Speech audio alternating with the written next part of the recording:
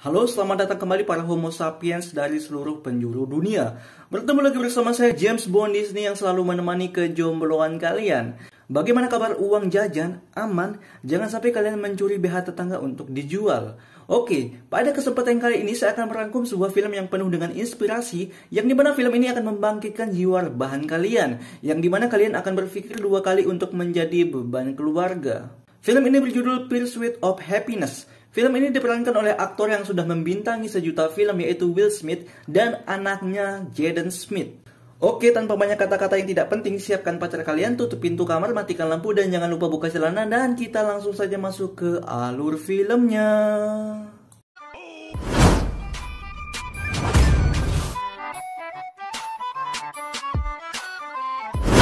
Pada awal film, kita akan melihat seorang laki-laki dan seorang anak yang sedang berjalan-jalan di pinggir kota. Nampaknya mereka adalah seorang anak dan seorang bapak. Dan ini adalah pemeran utama di dalam film ini, dia bernama Chris. Chris mengantar anaknya ke tempat penitipan anak seperti PAUD, pendidikan anak usia dini gitu loh. Dan kemudian Chris langsung pergi bekerja. Namun tidak lupa ia menegur tukang bersih-bersih di sana karena ada beberapa kata kotor yang tertulis di tembok dan harus segera dihilangkan. Chris bekerja sebagai sales alat-alat medis dan ia menawarkan produknya ke banyak rumah sakit. Chris nampaknya bekerja sangat keras, terlihat dari usahanya yang sangat gigih. Namun, karena harga produknya yang lumayan mahal sehingga beberapa rumah sakit menolak untuk membelinya. Selanjutnya scene berpindah kepada Chris yang menemui seorang wanita di pabrik. Dan ini adalah istrinya Linda. Istrinya bekerja sebagai buruh di suatu pabrik yang dimana Chris memberitahu istrinya bahwa ia tidak bisa menjemput anak mereka nanti jam 7 dan menyuruh Linda untuk menjemput anaknya. Nampaknya respon istrinya kurang baik, terlihat dari ia yang membicarakan berbagai tagihan-tagihan rumah. Selanjutnya, Chris harus menjual 2 mesin dalam waktu 1 bulan untuk mencukupi biaya sewa rumah dan kebutuhan sehari-hari. Terlihat dia memasarkan produknya dengan sangat optimis. Setelah itu scene berpindah kepada Chris, istri dan anaknya, yang dimana istrinya bertanya apakah ia sudah membayar tagihan. Namun Chris mengatakan, sabar dulu ya sayang, mesin belum ada yang laku, sehingga mungkin nanti bulan depan aku bisa menjual lebih. Namun respon istrinya sangat tidak baik kepada Chris. Anjir, ini gak ada rasa syukurnya. Kemudian terlihat Chris yang sedang ada di depan TV dan mencoba menyelesaikan sebuah Rubik. Di sini gue ngerti, walaupun tangan Chris mencoba menyelesaikan sebuah Rubik, namun pikirannya pasti tertekan dengan tuntutan istrinya yang begitu besar. Keesokan paginya Chris berangkat bekerja lagi, dan terlihat dia menyapa seseorang yang terlihat cukup kaya yang baru turun dari sebuah mobil. Chris memberikan pertanyaan kepada orang itu. Chris menanyakan apakah pekerjaanmu dan bagaimana kamu melakukannya. Nampaknya Chris sangat termotivasi jika ia melihat orang-orang yang sukses dengan senyumannya yang cukup manis. Setelah itu scene berpindah kepada Chris dan istrinya di kamar mandi. Chris mengatakan ia akan mencoba pulang lebih awal dan mencari sebuah pekerjaan, yang dimana Chris mengatakan ia akan mencoba bermain saham. Namun istrinya terlihat meremehkan Chris. Aduh, istri gak tahu diri. Ngeremehin seorang itu bukannya disemangati, gak ada akhlak banget. Dilanjutkan dengan Chris yang memperingati istrinya agar jangan meremehkan seseorang. Chris yakin ia bisa melakukannya walaupun ia tidak pernah kuliah. Namun tetap saja nih istri babong tidak peduli dan malah menekan Chris dengan tagihan-tagihan yang lain. Aduh, kesel gue lihat istri kayak gini, gak ada rasa syukurnya gitu. Udah suami semangat kerja tapi gak ada rasa syukurnya gitu loh. Aduh bangket. Lanjut. Selanjutnya terlihat Chris akan masuk ke sebuah kantor untuk melamar pekerjaan. Namun sebelumnya ia menitipkan alat jualannya kepada pengamen dengan upah $1. Chris mengatakan untuk menjaga alat itu dengan baik karena harganya sangat mahal. Namun ketika Chris sedang diinterview, terlihat dari jendela kantor bahwa barang yang dia titipkan di pengamen tadi malah dibawa kabur. Dan Chris langsung pamit untuk mengejar pengamen tersebut. Chris berlari sangat panik, ia melihat pengamen tersebut akan naik ke kereta. Namun sialnya ia tidak bisa mengejar kereta tersebut. Sekarang ia tidak mempunyai alat dan uang, serta tagihan rumah yang belum dibayarkan. Harapan ia satu-satunya adalah pekerjaan yang ia lamar tadi, yang dimana perusahaan menginterview 20 orang dan hanya 1 orang yang akan mendapatkan pekerjaan. Keesokan paginya seperti biasa Chris mengantar anaknya dan membawa 1 alat cadangannya lagi. Di perjalanan anaknya meminta agar di hari ulang tahunnya ayah memberikan hadiah yang bagus. Selanjutnya terlihat Chris menuju sebuah gedung besar dan banyak orang berdasi di sana. Nampaknya ia ingin melamar di perusahaan kemarin. Namun ia berniat ingin menemui direkturnya secara langsung. Chris menyerahkan biodatanya dan orang tersebut meninggalkannya begitu saja. Namun Chris tetap tersenyum dengan senyuman yang sangat hangat. Kemudian ketika Chris sedang menelpon pelanggannya, ia melihat pengamen yang mencuri alatnya kemarin. Dan tanpa pikir panjang Chris langsung mengejarnya. Dan ternyata Chris membeli semua mesin tersebut dengan tabungan mereka. Dan jika kehilangan satu mesin, itu sama saja dengan ia kehilangan uang belanja 1 bulan. Ketika ia menemukan pengamen tersebut, ia langsung mengambil mesinnya dan langsung pergi. Selanjutnya terlihat Chris, istri dan anaknya yang dimana mereka merayakan ulang tahun anaknya dengan memberi sebuah kado. Anaknya terlihat sangat senang dan tidak sabar ingin membuka kado tersebut. Di waktu bersamaan Linda yaitu istrinya berubah sikap, yang dimana ia mengatakan sudah lelah dengan semua ini. Namun Chris mencoba meyakinkan Linda bahwa semuanya akan baik-baik saja. Aduh, istrinya gak bisa nahan cobaan gitu, bagong banget. Chris terlihat sangat kebingungan dan agak sedih. Terlihat dari raut wajahnya yang begitu sedih. Keesokan harinya Chris bertemu bos perusahaan saham yang dimana 1 bulan yang lalu Chris juga pernah bertemu tapi diacuhkan. Namun ketika ia bertemu untuk kedua kalinya, direktur tersebut mengatakan ia harus pergi. Namun karena Chris mengatakan tujuan mereka sama sehingga mereka berdua naik taksi yang sama. Dan di sini Chris mempunyai kesempatan untuk berbicara dan memperkenalkan dirinya kepada direktur tersebut. Namun di perjalanan direktur tersebut terlihat sedang bermain Rubik yang dimana ia mengatakan bahwa Rubik ini sangat sulit dan tidak mungkin ada yang bisa menyelesaikannya. Namun Chris menjawab, aku bisa menyelesaikannya. Direktur tersebut menjawab, tidak, kau tidak bisa. Namun Chris meyakinkan dia bisa menyelesaikan Rubik tersebut. Dan terlihat ketika mereka sampai tujuan, Chris masih mencoba menyelesaikannya. Dan dengan usaha yang sangat keras, Chris berhasil menyelesaikan Rubik tersebut. Dan direktur tersebut mengatakan terima kasih dan langsung turun tanpa membayar taksinya. Sedangkan Chris nggak punya duit lagi, anjir, direktur ini nggak tahu diri banget. Namun karena ia tidak mempunyai uang untuk membayar taksi, sehingga ia mencoba berlari atau kabur dan mengatakan minta maaf kepada supir taksi. Aduh, benar-benar kasihan banget sih Chris ini. Bukannya dibayar oleh direktur itu taksinya. Terlihat ia dikejar terus oleh supir taksi tersebut. Dan ketika ia akan naik kereta, sialnya tangannya terjepit di pintu kereta dan alatnya malah tertinggal di stasiun. Kemudian terlihat ia sedang menelpon istrinya, namun istrinya mengabarkan bahwa ia akan meninggalkan Chris dan membawa anak mereka. Di suasana hujan tersebut, Chris mencoba menenangkan Linda, namun tetap saja keputusan dari istrinya sudah bulat untuk meninggalkan Chris. Ketika Chris sampai rumah, ternyata Linda dan anaknya sudah pergi meninggalkan Chris. Gila, sad banget nih, serius dah Chris. Terlihat sangat putus asa gitu loh. Ketika ia sedang kebingungan, tiba-tiba telepon rumahnya berdering dan Chris langsung berlari untuk menjawabnya. Dan itu adalah HRD dari perusahaan kemarin yang mengatakan ia akan memberi kesempatan kepada Chris dan menyuruh ia datang lusa pagi. Keesokan paginya ketika ia bekerja seperti biasa, ia menemukan istrinya dan mengatakan ayo kita perbaiki semua ini. Namun nih istri bagong malah tetap menyalahkan Chris dan mengatakan Chris lah yang menyebabkan kemiskinan ini. Mereka sedikit bertengkar. Chris mengatakan bahwa anaknya harus tinggal bersamanya. Dilanjutkan dengan Chris yang langsung mencari anaknya di PAUD dan langsung membawanya pulang.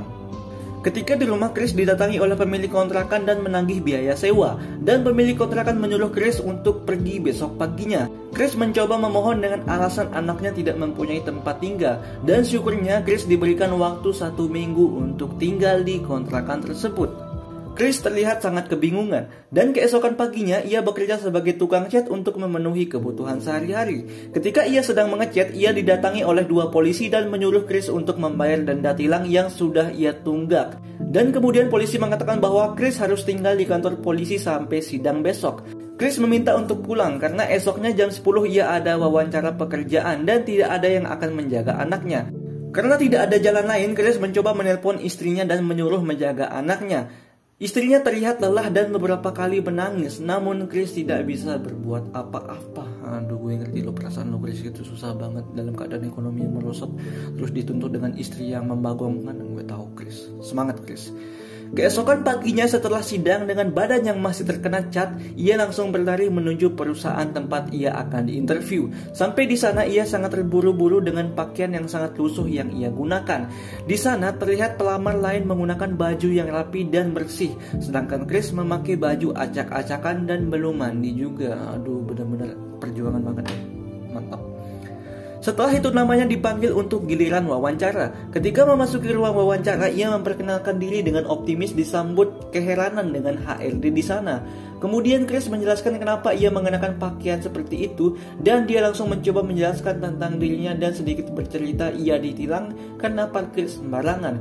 Ia berbicara dengan jujur. HLD tersebut bertanya kepada Chris, jika ada pelamar yang datang tanpa mengenakan baju dan ia menerima itu, bagaimana pendapatmu Chris? Tanya HLD tersebut.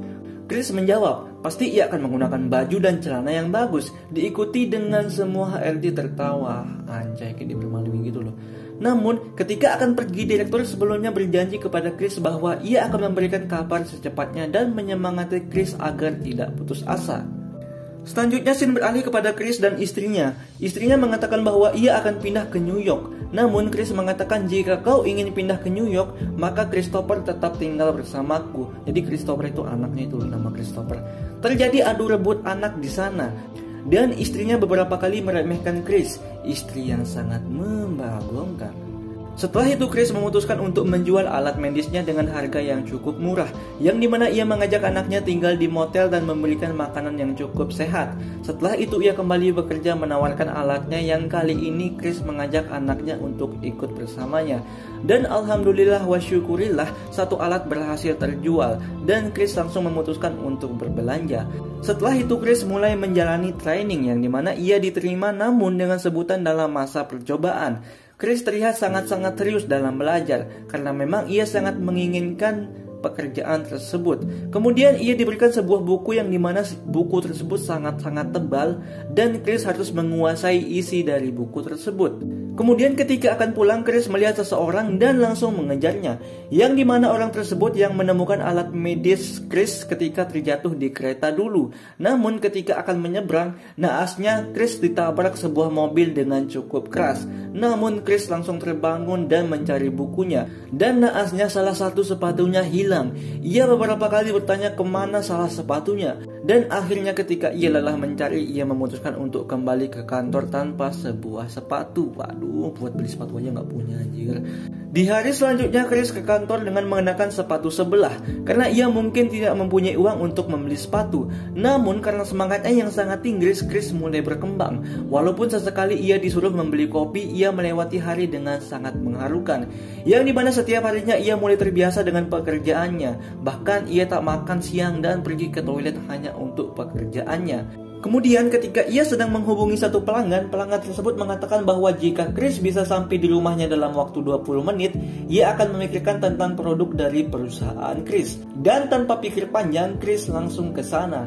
Namun nampaknya ia terlambat karena kemacetan yang sangat parah. Selanjutnya di hari Sabtu dan Minggu, Chris mengajak anaknya untuk berjualan produk mereka lagi. Karena ketika training, Chris tidak menerima gaji dari perusahaan sebelum ia menjadi karyawan tetap. Chris sangat gigih. Jujur aja di film ini banyak banget pelajaran yang bisa kita petik. Selanjutnya Chris mampir ke sebuah rumah yang dimana itu rumah klien yang ia datangi kemarin namun terlambat. Chris meminta maaf karena ia tidak datang saat itu. Namun karena anak Chris yang ingin menonton baseball dan didengar oleh pelanggan tersebut, sehingga mereka mengajak Chris dan anaknya pergi ke pertandingan baseball. Setelah pertandingan selesai, ia pamit dan langsung pulang. Selanjutnya terlihat Chris yang menerima sebuah surat pajak yang dimana ketika ia tidak membayar pajak, dengan terpaksa pemerintah akan mengambil paksa uang Chris yang ada di rekeningnya, dan uangnya sekarang hanya tersisa $21. Kemudian Chris mencoba mengunjungi temannya yang dulu pernah meminjam uang sekitar $14. Namun temannya menolak dan Chris dengan terpaksa pergi meninggalkan temannya. Chris sudah terlihat sangat putus asa. Namun ketika ia sedang duduk di taman, ia melihat barangnya yang dicuri lagi dan langsung mengambilnya dari orang gila tersebut. Orang gila tersebut mengatakan mesin Chris itu adalah mesin waktu, yang dimana orang gila tersebut ingin kembali ke masa lalu. Anjir. Kemudian Chris mencoba menawarkan barangnya ke salah satu rumah sakit, namun terlihat ia ditolak lagi. Ia hampir putus asa. Chris dan anaknya tidak pernah pulang dan tidur dan mereka hanya menghabiskan waktu di kereta. Setelah sampai motel, terlihat barang-barangnya ada di luar, yang nampaknya ia sudah diusir dari motel dan tidak bisa membayar. Dan sekarang ia bingung akan pergi kemana dan tidak ada uang sama sekali, tidak ada tempat tinggal, dan ia mulai putus asa dan mulai tinggal di stasiun. Kemudian ia sedikit bercanda kepada anaknya bahwa alat medis tersebut sebenarnya adalah mesin waktu. Dan Chris menyuruh anaknya menekan tombol dan memejamkan mata, yang dimana ketika anaknya membuka mata, ia akan kembali ke zaman dinosaurus. Aduh anjir. Tidak lain ini dilakukan Chris agar anaknya tidak mengeluh dan menenangkannya. Dan selanjutnya Chris mengajak anaknya pergi ke sebuah toilet yang dimana Chris mengunci toilet tersebut dan mereka tidur di sana. Ya Tuhan, nih film bener-bener sad banget, serius loh. Perjuangan Chris besar banget buat anaknya, buat bisa sukses gitu loh, sampai-sampai tidur di toilet gitu. Nih nangis di situ, jujur aja gue juga nangis nontonnya ini. Beberapa kali ketika ia tertidur ada beberapa orang yang ingin membuka pintu toilet. Chris menangis meratapi keadaannya. Anjir, gue soalnya juga nangis juga sih. Keesokan paginya Chris mengantri bersama beberapa tunawisma untuk mendapatkan tempat berteduh atau tempat tidur. Namun ketika mengantri ada orang yang mengambil antriannya dan terjadi sedikit perkelahian. Namun karena ada bapak-bapak tua yang mengatakan Chris tidak salah, sehingga Chris bisa diizinkan masuk. Ketika dia mendapatkan kamar, Chris memandikan anaknya dan mereka bisa bermalam aman saat itu. Oh, mantap kali. Malam itu Chris tidak tidur karena ia mencoba memperbaiki alat medisnya yang rusak. Dan sampai pagi ia membaca buku panduan pekerjaannya agar ia bisa menjadi karyawan tetap. Chris mulai menjalani pekerjaannya kembali, yang dimana ia harus dengan cepat mengakhiri pekerjaannya dan mengantri lagi untuk mendapatkan sebuah kamar. Chris setiap saat membaca buku perusahaan dan sangat serius dalam menekuni pekerjaannya. Dan terlihat juga ketika tes berlangsung, Chris adalah orang yang selesai paling awal. Ketika akan pulang, ada kakek-kakek yang meminta uangnya untuk membayar taksi. Karena uang Chris yang sangat pas-pasan $5, sehingga ia memberikan kepada kakek-kakek itu. Aduh serius, selain gigih, Chris ini tuh pekerja keras gitu loh. Chris ini adalah seorang dermawan gitu. Wah, mantap kali. Dan ketika mengantri lagi, Chris terlambat dan tidak mendapatkan sebuah kamar. Akhirnya dengan terpaksa ia tidur di kereta dan mendonorkan darahnya agar bisa mendapatkan sebuah uang. Kemudian ia membeli alat untuk memperbaiki alat medisnya yang rusak. Selanjutnya terlihat Chris memperbaiki alatnya dengan susah payah dan syukurnya alatnya bisa menyala kembali. Dan Chris sangat-sangat bersyukur alatnya bisa kembali dan terlihat sangat-sangat bahagia. Yang kemudian ia langsung menjualnya dan kemudian tinggal di motel kecil lagi untuk sehari saja. Di hari berikutnya sepulang kerja, Chris mengajak anaknya untuk ke pantai dan menikmati kebersamaan mereka berdua. Chris melupakan sejenak masalah-masalah yang ia punya. Dan seiring berjalan waktu, Chris sudah sangat berhasil di masa uji cobanya ini. Dan tinggal 1 hari ia akan menjalani training dan akan ditetapkan atau tidak sebagai karyawan tetap di perusahaan tersebut. Ketika sedang bekerja, ia dipanggil oleh salah satu atasannya dan Chris bertemu dengan bos perusahaan. Dan penentuan apakah ia akan menjadi karyawan tetap atau tidak. Dan ternyata Chris diterima di perusahaan tersebut karena ia berhasil menggait 31 pelanggan dan sekarang Chris sudah resmi menjadi pegawai tetap. Ia keluar terlihat sangat bahagia sambil beberapa kali mengucap alhamdulillah, alhamdulillah wa syukurillah, ya Allah terima kasih atas semua ini. Itu dia bilang. Ia kemudian pergi ke PAUD dan menemui anaknya dan langsung memeluknya di sana. Sungguh perjuangan Chris ini yang sangat kuat banget. Dan setelah memulai karirnya, Chris mendirikan sebuah perusahaan jasa layanan keuangannya sendiri pada tahun 1987. Yang ternyata film ini diambil dari kisah nyata. Oh, mantap, ini kisah nyata, perjuangannya keren banget loh. Dan film pun berakhir. Oke, sangat-sangat menginspirasi.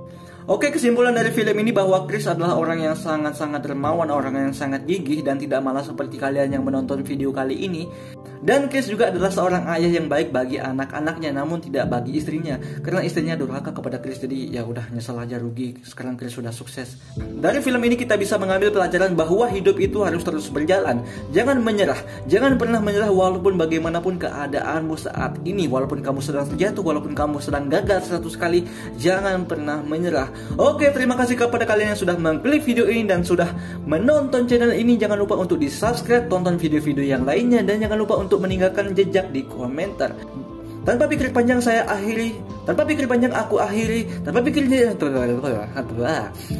panjang saya akhiri video ini dengan ucapan wassalamualaikum warahmatullahi wabarakatuh. Terus cepat.